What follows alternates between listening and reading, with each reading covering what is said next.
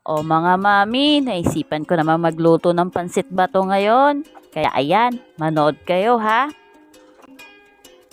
Ayan, ginayat ko na yung mga ricado. Yan pala mga sangkap na gagamitin ko.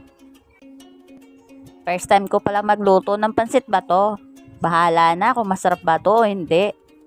Pero alam ko masarap ako magluto. Kaya manood kayo guys. Ayan, magpainit na tayo ng kawali at lagyan natin ng konting butter at saka mantika.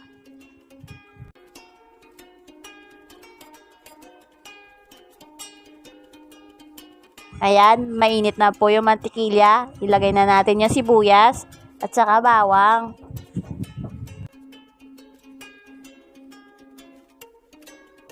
Ayan, medyo sunog na yung sibuyas at saka bawang. Kaya ilagay na natin ang atay balon-balunan ng manok. Nilagyan ko na rin ng kamatis at saka paminta.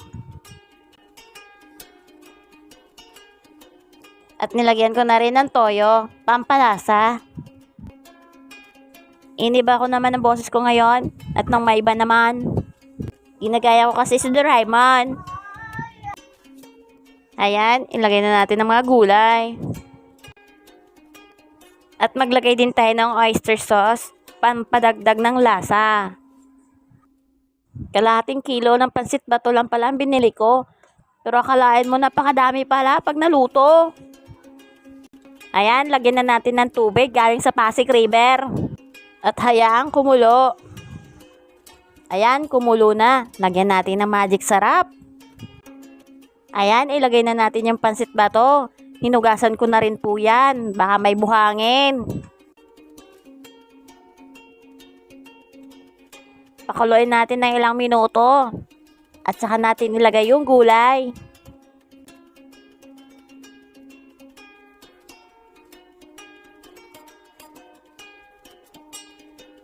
Ayan, nilagay na natin yung gulay. Maya-maya, luto na yan. Ayan, maghapon namin itong ulam. Ayan, nakatipid na naman ako ng ulam ngayon.